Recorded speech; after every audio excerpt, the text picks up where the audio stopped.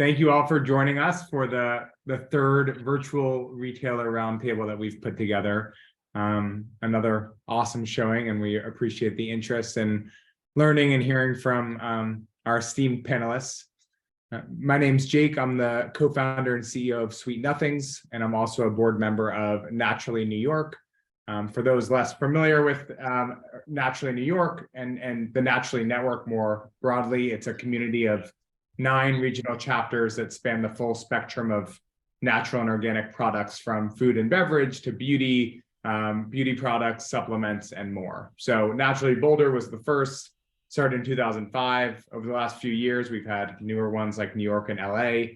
New York is now 700 active members from 400 different companies, 90 partners. It's the fastest growing chapter and the second largest chapter. So if you're local or find yourself in New York, please feel free to check out our event calendar. There's tons of in-person happy hours and panels as well. It's always very fun.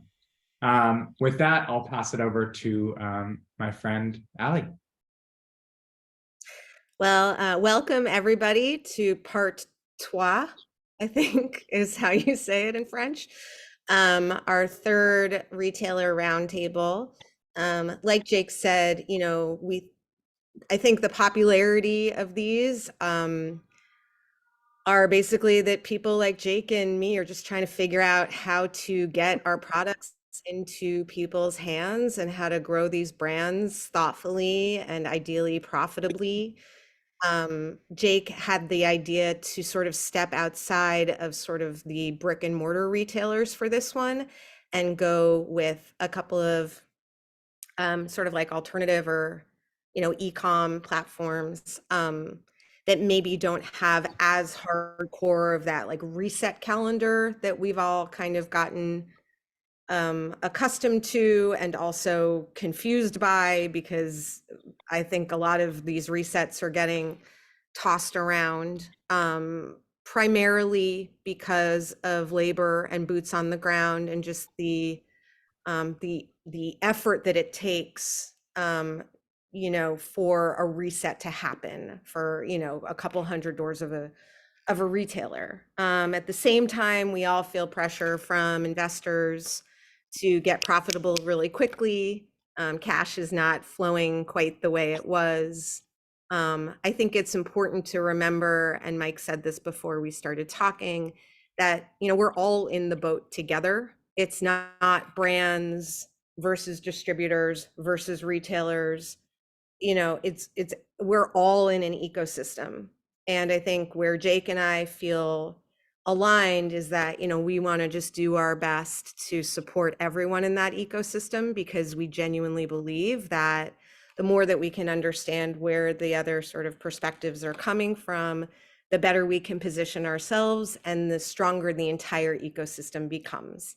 So Naturally New York is a great partner in this, because it's about collaboration and it's about communication and making the better for you food movement really stronger with retailers and brands and service providers, et cetera.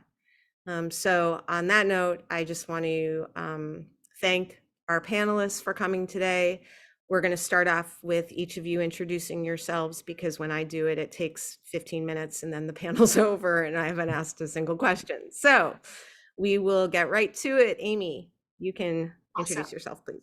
Sounds good. Thanks, Allie. Hello, everybody. Some familiar faces and new faces. Great to see you all.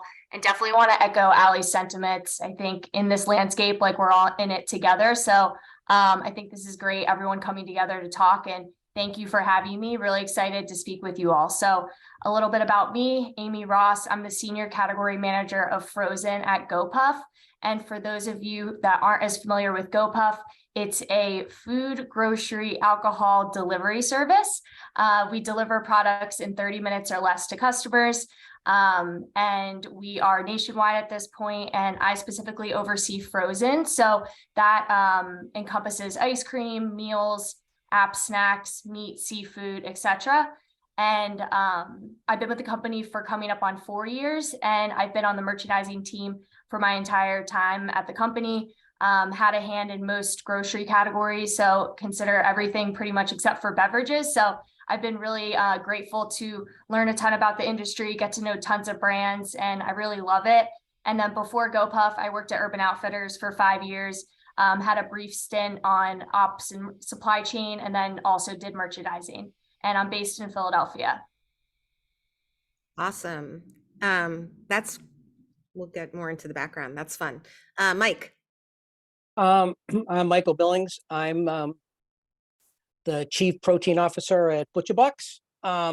Started as the, well, let's go back. Grew up on Martha's Vineyard, grew up on a chicken and turkey farm on Martha's Vineyard, 45 acre or so, got into agriculture when I was 5.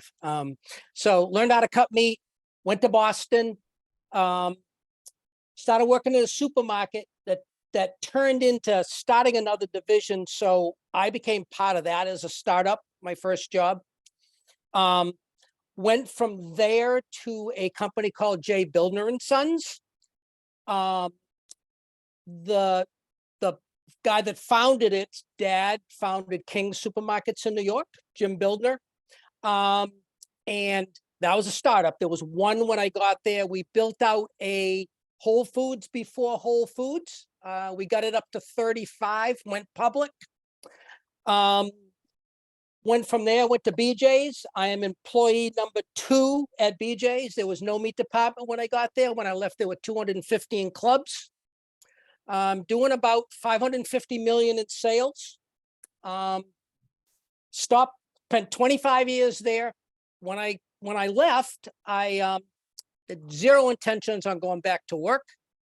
And one day in July of 2016, because I left BJ's in 15, I got this note on my LinkedIn account, and it said, "Interesting background, need to talk." And it was Mike Salguero. So I said, all right, I did a little research. I met him, went to the office, and there they were, sitting on bright orange plastic chairs and school lunch tables. It was cool. So about 2 months later, he called me back and he kind of said, well, you going to help me or not? And that's actually what he said. I mean, his personality was perfect, so he could say that easy. Said, and I said, yeah, all right, but let's go meet somewhere again and let's talk through the whole thing. So we went to a Shake Shack and we spent a couple hours. I said, all right, I'll help you. But and I'm telling you this because this is how much trust I had in the guy. He said, all right, well, what do you want? What do you want me to pay you? And I said, I don't care. Just tell me what you think is fair and I'll come help you. I only had 2 rules. I'm only working 4 days a week and I can work from anywhere. And this was in 16. And as you probably can guess, that never happened, 4 days a week. I mean, we went from 0 to 550 million in 5.5 years. We took 25 years at BJ's to get what took us 5.5 years at ButcherBox. So it's been a fun ride. Now I work 3 days a week. And Jacob, try to follow that one. I know that's a tough act to follow, Mike. No, it's really good to be here with you guys. Thank you so much for having me. My name is Jacob, and I'm the category lead for pantry, sweet snacks, and beverage at Hungryroot. Before Hungryroot, I worked at Food 52, which is based in New York City. I was in durable goods doing kitchen and cookware.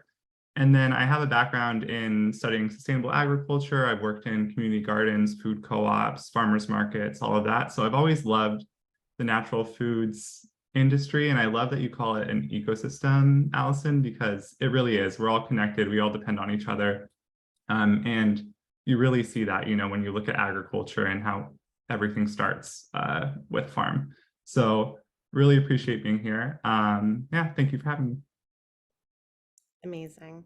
So thank you all again for being here. And, a lot of this is, we don't really need to go into like what needs to be in a deck, et cetera. I think what does really help us as brands is understanding your strategic priorities so that we know if we even align. And if we do align, how to make us, work for what you guys want to do with your businesses. And they're three very different businesses, which is cool. And Mike, I want to start with you because ButcherBox was not a marketplace. I don't know how many products you brought on before you brought us on, but I think it was like, a couple. So I guess, we could go into our whole history, but that would take the full hour. It took me, just so you all know, it took me 3 years to get Haven's Kitchen into those boxes. Thankfully, Mike was helping me along the whole way. And, sometimes these things take years. So for those of you who I can't see an audience because I'm only looking at the the 3 panelists, but one thing to keep in mind is this is a relationship driven business. These are relationships that should not be just purely transactional. And they're going to take time. And that's not because they're not interested or you don't have a phenomenal popcorn or cookie or bar. It's just because it is a slow moving process most of the time, and patience is a virtue. So on that note, Mike, I do want to hear a little bit about ButcherBox's evolution into a marketplace. What kind of, brands are you looking for? What would be the kind of fit that, people listening could potentially then sort of segue into a conversation with ButcherBox to be in your assortment? I think I have to go. I'm going to take the next couple minutes. I'm going to go back a little bit further because just so you can kind of get a perspective of what really happened here. So remember now, so I was employee number 6. I got there was one distribution center in the middle of the country and a cutting facility in the middle of the country and a cutting facility in Vermont. Over the next 3 years, we became 5 distribution centers across the country, 2 full cutting facilities, one in Philadelphia and one in Greeley, Colorado. But that scale had to happen in the meat business, you can only scale 2 ways. You can scale by repetition. So you can get a bunch of small people and helping small farmers grow. Or you can find somebody that you think really, really, really does it right and let them scale with you. Luckily, I picked the latter because I think if we hadn't, I think you all could, Allison could probably relate, is that if we had you in the box at the beginning and we went through COVID, you just would have never been able to keep up. That ramp was like uphill straight. And so we've had to really. Wouldn't have minded the opportunity, Mike, but Oh, yeah, I no, know. that's fine. Yeah, I get it. So anyway, so we started with beef, pork, and chicken. So when I got there was 1 chicken supplier, 2 pork suppliers, domestic meat from the Midwest and Uruguay meat from from Vermont. And once we closed the place in Maine, we ended up with having to add another one. So we opened a cutting facility in Chicago, then that got moved to Greeley.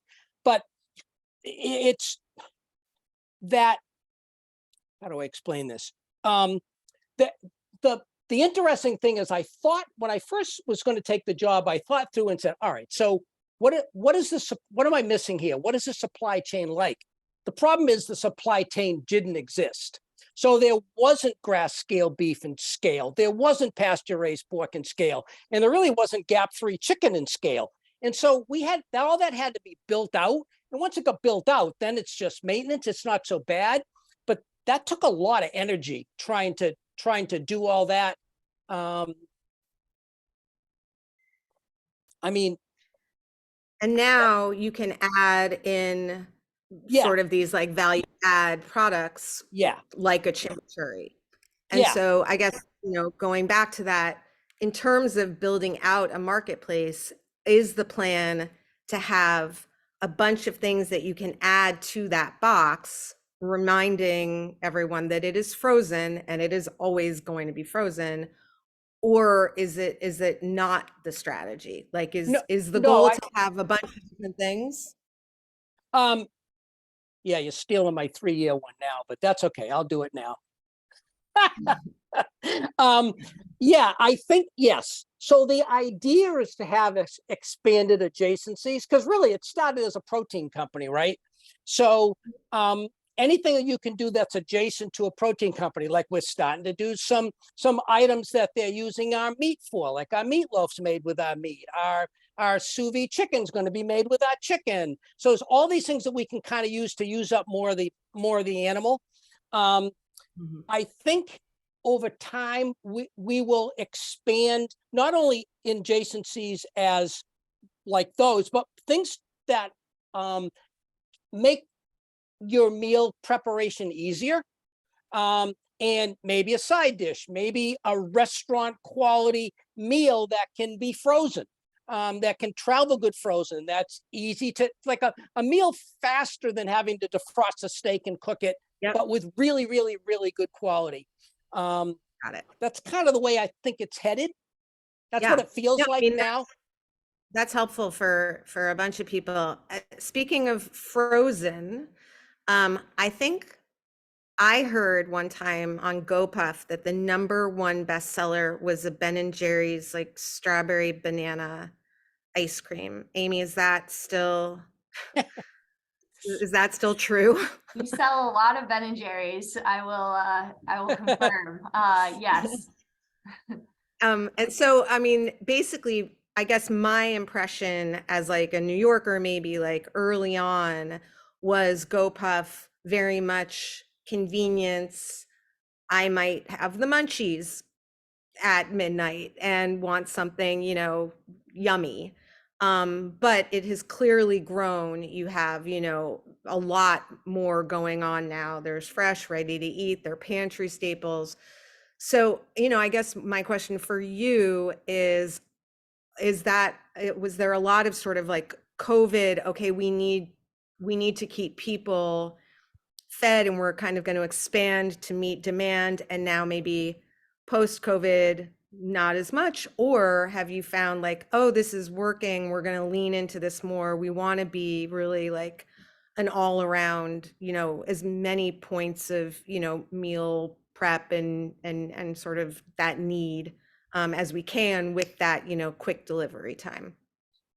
Yeah, so we're still, very leaned into core convenience categories. Like you mentioned, ice cream is a core category for us. And we're really leaning in. So like snacks, drinks, alcohol, ice cream, like you're still always going to see that from us. But, as you brought up during, COVID, I was actually with the company during that time. I had joined pre-COVID. So I saw that, kind of shift in customer behavior. And actually, I was, part of a project where we overhauled our dry grocery assortment. So we noticed, hey, we have a lot of gaps. We should be offering those staples for customers, and we were able to move pretty quickly and bring them on. So that was a really awesome project. But I will say we've kind of found that sweet spot where, we're always going to be very leaned in on core convenience, but we're still testing and learning. It's definitely in our DNA. I can speak a little bit about frozen specifically. We did some work to build out more of the like grocery classes, you would call it. So frozen meat, frozen seafood, fruit and veg, frozen potatoes, things like that. So we are still actively testing and learning and kind of learning if our customers will respond to that product, and then also seeing if we'll get new customers. So it's something I'd say we're always open to doing and testing and learning. So definitely never a dull moment at GoPuff, and talking to a variety of brand types and products, especially on frozen. It's pretty cool. Yeah, I mean, one thing that I just think is really fun is like each retailer has like a personality. It's almost like, Teletubbies, or Barbie, or like, or, Munchichi, or whatever it is. Like there's not only just like kind of a core consumer, but there's a reason why consumers go to that platform.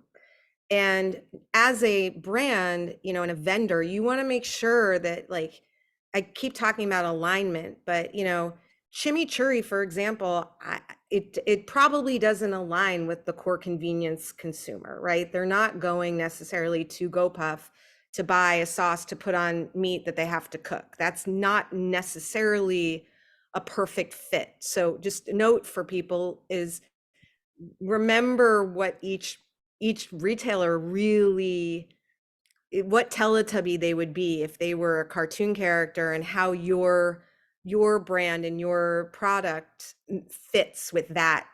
They're not going to fit to you. Let's put it that way. And Jacob, you know, the thing about Hungryroot is that it just has such a wonderful reputation. Every one of my friends except us is on there, and they love being on.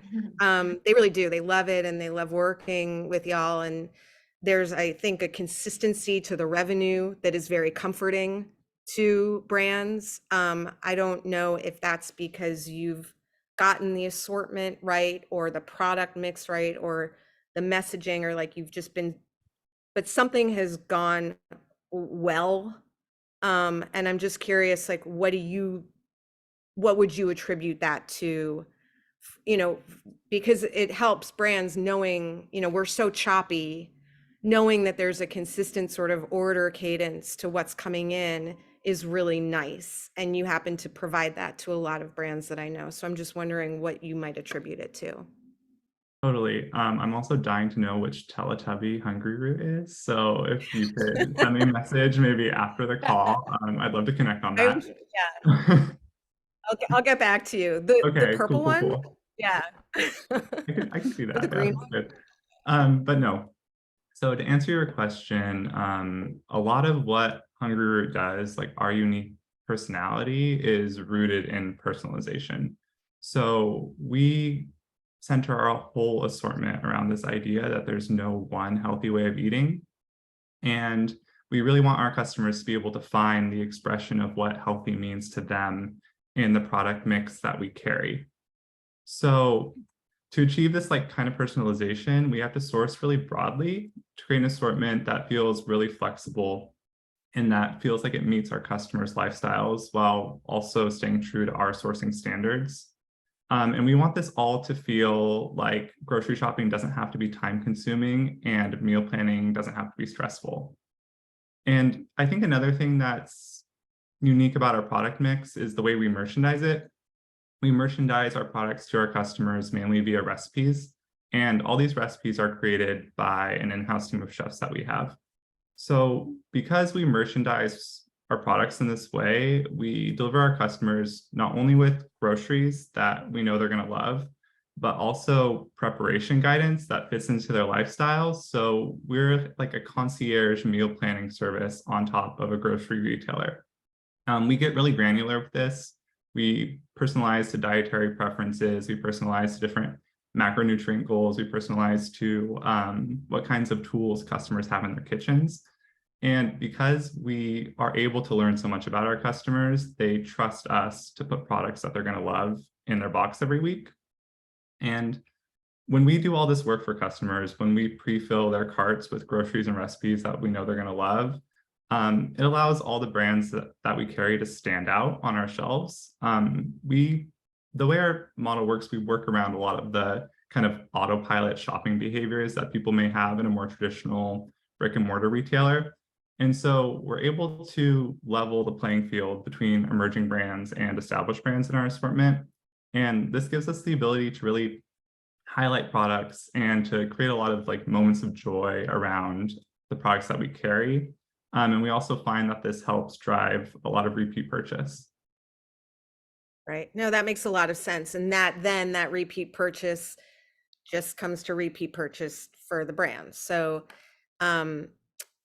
it's interesting. It's so fun to hear how everyone thinks. And Amy, back to you for a second. I guess, you know, we all know, you know, don't make a 45-page long pitch deck, you know, all of that stuff. But specifically, you know, brands that are eager to work with GoPuff, what areas do you think really speak to you all? Like, for example, on our last panel, the Thrive, Heather, I think it was from Thrive, was saying they actually don't love when brands come and they already have a ton of distribution. They like being a place of discovery, whereas the target buyer was very much like, we want to know that you're proven out, that you have the like ops chops basically to be able to fulfill. So don't come if you haven't kind of researched how you're going to make sure you distribute. So specifically for GoPuff, like what are the things that really distinguish like the best kind of pitches from your perspective? Yeah, for sure. So definitely first off, I would say customer fit, specifically at GoPuff. Like we're very focused on who our customer is and what products make sense. So I'd say in the pitch, just having, all the information of just like understanding the marketplace is so helpful. So, where are you carried or not? What are your price points? Who is your customer? And then we can kind of have an open dialogue of like, where are their synergies? Where are their opportunities? And I would say it's not a one size fits all approach, especially at GoPuff. We're testing and learning and still getting, a ton of learnings, and we want to grow with brands as well. So while we obviously have a very firm understanding of who our customer is, we also are open to testing and learning. So I think just coming with all of that kind of like market landscape is super important. Another one I'll hit on is just, packaging. So especially as like a newer brand, I think being in the digital landscape, like the packaging is so important. Customers on GoPuff are shopping your items on, an iPhone. So it's like super small. Thinking about how it shows up is very important. I've been known to turn down brands. Taste is always king, but packaging second, because it's super important how it shows up. And along with that, investing in your assets is super important. So, product imagery, product descriptions, things like that, and just working really closely with your buyers is very important. Again, being digital, I just think that's very important. And then last, I'd say for this group, the added value brand marketing that you can bring to the table, I think is very valuable.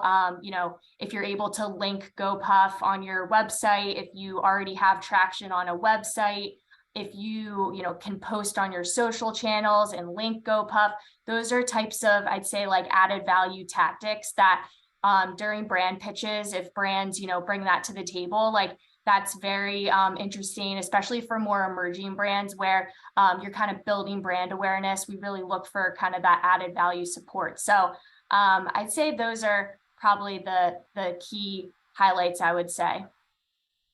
Yeah, no, for sure. That's really helpful. And it's interesting too, right? Because, we have to be all things. We have to have shelf ready packaging that like pops on a grocery store shelf with like a crazy thing going on around us. And we also have to have something that really works on a PDP. And, it's a fun puzzle, everybody, to put together. Mike, I feel like you're the right guy to ask. I'm sure that you get a lot of incoming, people are starting to see things like us on ButcherBox, and I'm sure everyone's got a product to pitch to you. You also have just, decades of experience with vendors. What's the sort of number one mistake you see brands make when they're pitching or they're trying to convince you to take them? Actually, there isn't like a huge amount of people that pitch. It kind of goes the other way. I mean, it's usually us going out and saying, hey, I got a gap I need to fill here. Where can I go to fill it? I mean, it's kind of interesting. I would say, and this hasn't changed in my whole career, is that people come to tell you about to show a product, and they don't even know anything about your company. I mean, could you at least go to our website first, and look at it and see what we sell? Does what I'm going to pitch them, is it some type of adjacency? Is it going to work with something they already sell? Do I think I can solve a problem for them? And sometimes people just don't think about it that way. We also have to worry about, can the package freeze? After it freezes, does it slack out okay? I mean, there's just those kind of things are monumentous for us because you know, the leaker type, you know, not standing, you know, dry ice is 109 below zero. So not many films can take it. So you have to be somewhat apparent to, you know, you got to be aware of it because it's, you know, it does cause challenges. No, that makes a lot of sense. I think we've sort of, you know, it does come back to it's desk research. It's really going and understanding like what is the mission statement of the retailer? How do they see themselves in the world? What are their strategic objectives? You know, and I think a lot of brands in the last several years have been really focused on like solving problems for consumers. We also have to remember that we're solving problems for our customers, and the customer is these folks. And once we're on there, let's say, Jacob, how, you know, how do brands really maximize and thrive on Hungryroot? Like, what's the best cadence for communication? Are there programs to participate in? You know, I'm assuming that each individual buyer will shepherd brands through, but what have you seen that's really stuck out, let's say? Yeah, so I want to just step back a little bit because I think Yeah. both you and Michael brought up really good points about understanding the company that you're pitching to. And I think that especially in an e-commerce landscape, it's not only the company's values and their mission, but it's also the way that their model works, because each of these e-commerce retailers are providing a different value proposition to the customer based on things that are totally outside of, you know, the types of food they source. Like for GoPuff, for example, it's like getting there in 30 minutes, or ButcherBox, you know, it's all the meat that you need for the month or the week. And for us, we have like this very unique merchandising model that's built around providing customers with meal planning support and recipes. So it's always a good sign for me when a brand has taken the time to research how our model works as well, to talk to other people in the space, or maybe even order a Hungryroot box and see what the experience is like from the customer's perspective, because that brings a lot of insight and value to the conversation, like from the very beginning. Because I think with working with e-commerce partners too, collaboration is especially important, especially because you're going to be working in these models that are somewhat new, somewhat innovative. And your product may not be exactly the right fit from the start, or you might have a product that like you typically sell in another channel, and we're having a conversation and we realize like, hey, this product could be great for us based on the way our business works. So just setting that foundation of collaboration and communication from the very beginning, like from the pitch process, is a great way to show that there's going to be mutual investment in the partnership and that there's going to be this mutual drive for success. And then I think once the product is on the platform, we have a super open communication cadence with our partners. So we don't have a very formal or strict category review process. We're adding products on a rolling basis, working several months out at a time.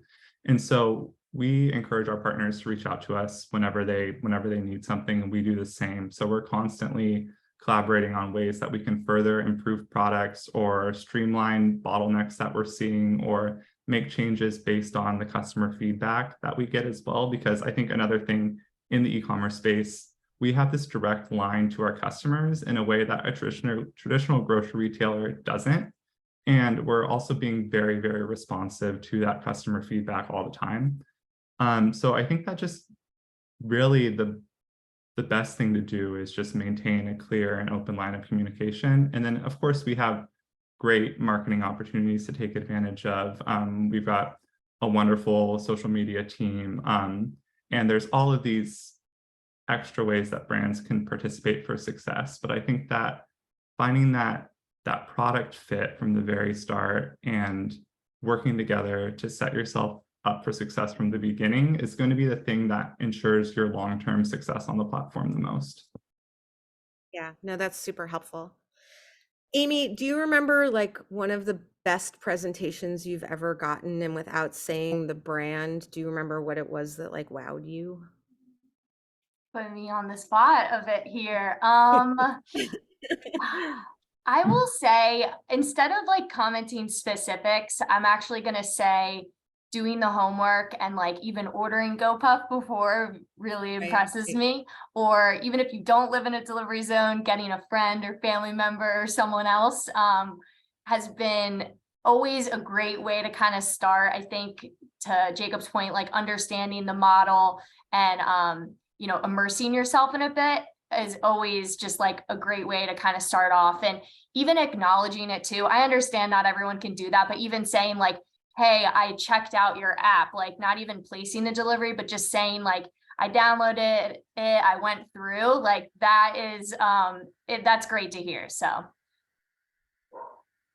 I mean, I think what I'm hearing a lot of you say is, you know, there's this thing called like the spotlight effect, right? Where like, you know, brands, it's very hard for us to see why anyone wouldn't think this is the most magical thing in the world, because we've spent all of our money and all of our time and, you know, every waking moment building this thing and putting it, like birthing it into the world. It's, I mean, not like a baby, but in a way, it's like when people are like, well, she's cute, you know, and you're like, she's beautiful, you know. So it is very natural, I think, for us to forget sometimes that we're here to solve a problem, and we got to figure out who we're helping. And the first thing that you do is engage with that. I mean, Mike, just going back to you for a second, I mean, aside from the fact that there is e-commerce and there are apps, and you know, you've seen a lot of changes in the grocery landscape. You've also seen cycles. You know, what are you thinking about? You know, things are a little wonky right now. We all kind of know that. COVID has had some really weird long tail stuff going on, and you know, I think people are a little confused. I'm putting on your sort of like, you know, elder statesman, wise man, Martha's Vineyard hat. What can you give everyone a little bit of perspective, perhaps? Yeah. I think this is one of those times that everybody has a conversation, whether what's more important, gross profit dollars or gross profit percent. And everybody's trying to find that happy match between, can I sell a few more at a little less margin and make more money? I mean, and those are hard times. When that's happening, those are hard times. You know, normally you have a normal cycle, you know, you get something, you write on sale, it's X a part of the mix, you know, which is kind of the normal way things are done. But now that we've got inflation, so everybody's got crazy labor. And I really think from a supplier, you need to figure that that's not going away. I mean, that labor piece is here to stay. And the labor piece of what, like you earlier said on resets, I don't think that's going away either. I mean, those things are going to continue to be really hard for big chains to do, except for Costco, because they're so damn good at it. I mean, it's easier to reset a pallet than one package, believe me. Yeah. That makes sense. But yeah, I mean, we've had plenty of inflation, deflation type, because what happens is everybody loves the extra volume, while when you got inflation, wait till inflation goes away. Now everybody's trying to scramble to make up all those dollars. That's what's going to end up happening, because that is going to happen. Mm-hmm. Yeah.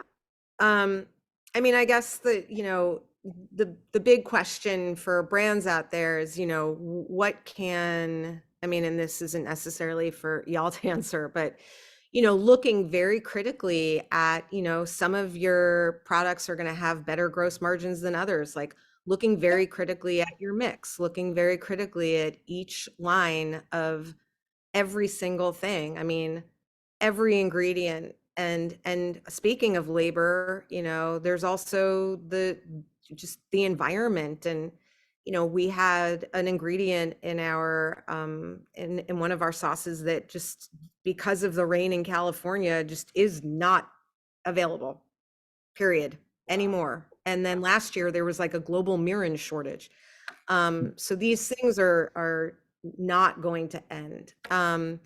And I guess, you know, Jacob, if a brand is having trouble with either fulfillment or something on their end, you know, I would imagine that you're going to say, communicate, please. But, you know, what have you found is sort of the best way for brands to manage through challenging supply chain times with you?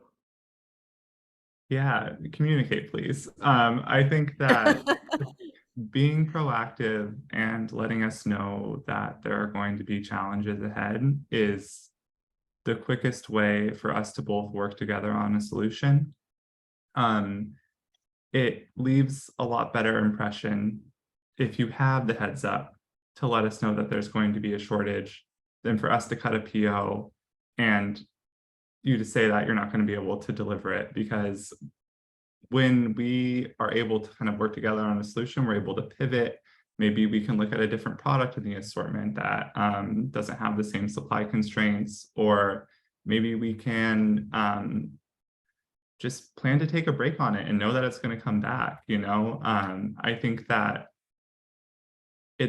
we all understand that we're living in a world and a retail environment that's really different than it was 3 years ago. And I think that we've all been really intimately exposed to how kind of fragile and difficult global supply chains can be.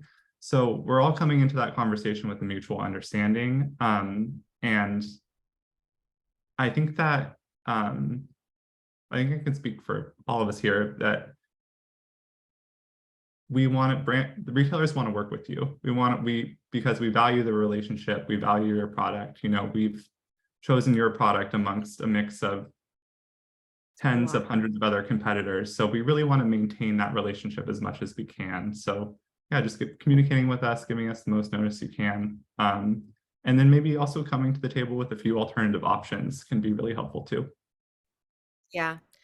And speaking of supply chain, you know, one thing that I learned the hard way was when I went to Expo West in 2019, and I didn't have I had like one UNFI warehouse open and like no KeHE warehouses. And, you know, grocers were like, yay, great. Like, how do I get it? And I was like, oh, whoops, you can't. So rookie error. But you know, the same thing probably applies somewhat to y'all. So I don't know, you know, I know we ship directly to you, ButcherBox. I'm assuming that's going to be, you know, you're going to be a direct.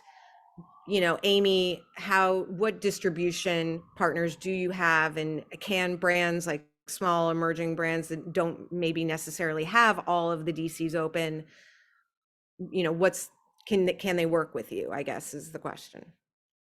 Yeah, the short answer is yes. You can still work with GoPuff even if you're, not set up in a major distributor. I will say every category is different.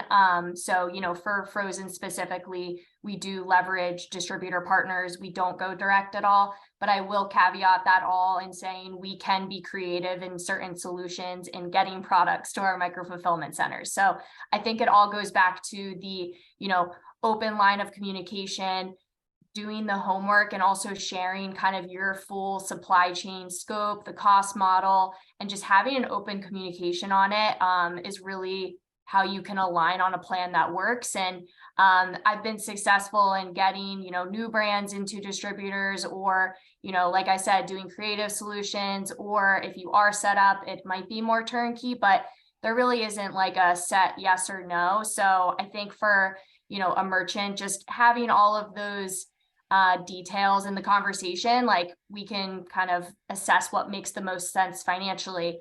I will say, minimum order quantities is always kind of the hot button, I would say, when you're working with a retailer. So if there's ways you can, have smaller case packs, or just make it kind of easier for retailers to test, I think that's a big value prop, especially for emerging brands when, you're looking to get onto the bigger retailers. So something to consider. And then, I just think every penny counts. So if there's ways you can, change your supply chain, work with partners, like definitely do that. Cause I think in the long run, it'll help, both parties. So, and you know, we're open to obviously talking that through with the brands because we value your partnership.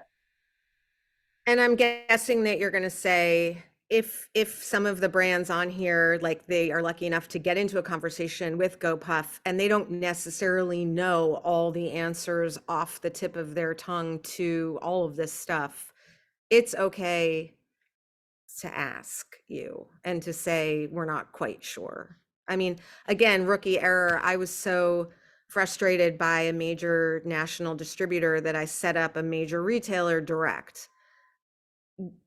Not necessarily the best move on my part because it didn't end up opening other DCs, and I'm an LTL, you know, I can't get whole trucks. So, you know, these things get really complicated really fast, and hopefully the retailer has other brands that are in the same boat as us and they can help walk us through and maybe guide us. You know, again, sometimes it's sort of like 6.5 dozen on the cost side, but you know, everything, like every ecosystem, when you poke here, something bubbles up over here or down here, and when it's all connected, that's kind of the joy of this business, I think, a little bit sometimes. Jacob, what about you? Do we need to be with a distributor, or yes, or do you accept direct from emerging brands? It's stuff like that. Yeah, so my answer is pretty similar to Amy's. We work with KP, we don't work with UNFI. So whether or not a partner already works with KP is something that we're already going to ask, or we're always going to ask, but whether or not we go direct really depends on the category, and it depends on our expected volume. You know, it's going to depend on cost, it's going to depend on MOQ. So we're always open to having the conversation, but a lot of the time, especially if it's a type of product that we're exploring or something that might be, we don't have a lot of comp data in our assortment to really get a good idea of how much expected volume we're going to have. We like to leverage the flexibility of a distributor to bring new products into the platform more easily. That makes a lot of sense. Okay. I think we're getting close to the final questions. Jacob, I'm going to stay with you on this one. 3 years from now, what does Hungryroot look like? Yeah. So it's been a really exciting year for Hungryroot, and we have a lot of exciting developments coming just in this year. So I just want to touch on those, and then I can touch on 3 years out, because that's, you know, a little bit more of a looking Your into the sign. crystal ball. Yeah. But for this year, we're making a lot of updates and improvements to our algorithm, which is the thing that's pre-filling all of our customers' boxes with groceries each week. So it's already great, but we want to make it even better to save our customers even more time and to come up with more efficient, more personalized, just better combinations for our customers to get each week to continue to like create those moments of joy. And then 3 years out from now, we are planning on continually expanding our assortment for the next 3 years and moving into different categories that we may not have explored before. We want to remain our customers' primary grocer. A lot of our customers see us as their primary grocer, but we want to be able to even better support their health and wellness goals that they have at home. So we're continually listening to our customers, what they think, listening to what they'd like to see on our platform, and researching ways that we can help meet those needs. Awesome.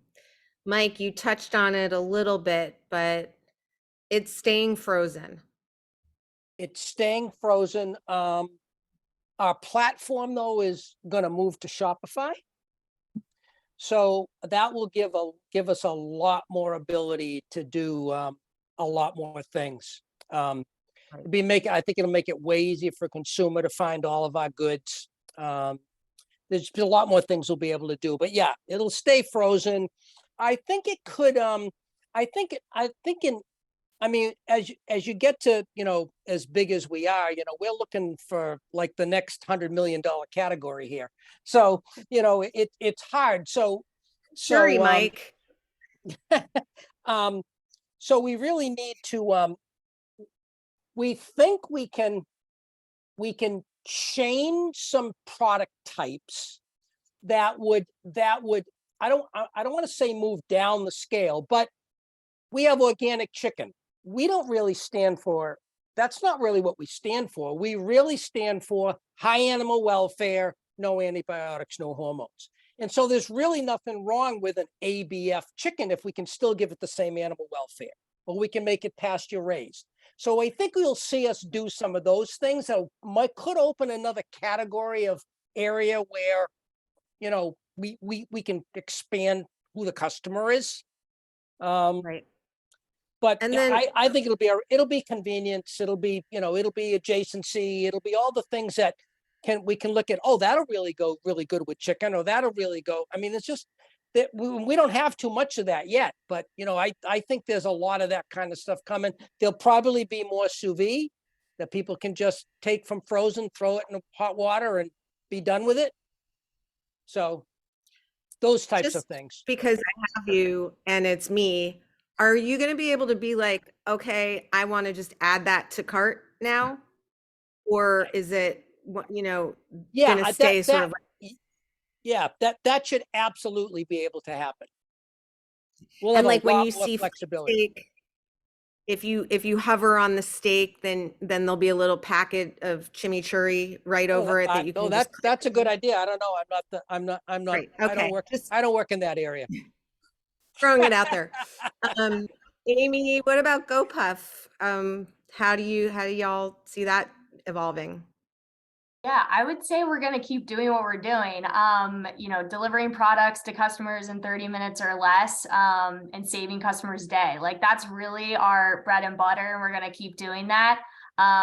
Specifically, I'd say for like our brand, you know, continue to see us show up in maybe ways you wouldn't expect. I think we have a great marketing team that kind of they always come up with something super creative. So highly encourage everybody to download the app and, you know, follow along in the journey. You'll see improvements in the app coming out, you know, daily, weekly. It's pretty amazing. So definitely download the app, follow along for our journey. And then last, I'd say for frozen, something I'm specifically really excited about is I would love to work on more first to market or like exclusive flavor collaborations. You know, that's just something I have my eye on, I'd say for the next couple of years. So I hope I can pull it off. So I know that it's not like puff anymore, but I was just in Italy and I saw this like cannabis cheese that looked really good. Just saying, I don't know if anyone's making that or if you're even allowed to sell that, but it had like a little leaf on it. It was very pretty. Well, thank you. I think major takeaways are, you know, do a little research before you reach out, be open, be communicative. Remember that, you know, there are people and they're also in the boat with us as brands that, you know, we are solving problems for y'all just as much as we're solving problems for our target consumer. And to have patience, especially I think with e-com platforms, these are still new businesses in the grand scheme of things, and you're still testing and learning and evolving. And we need to be flexible and test and learn and evolve with you. Is there anything I forgot to sort of say in summary? Okay. No, I can't thank you enough. Thank you so much for coming on, for sharing the insights, for speaking so candidly. Thanks everyone for joining us. Adrian, thank you for putting this together, and to Naturally New York. Jake, thank you for being my friend and my, you know, I don't know, star sibling.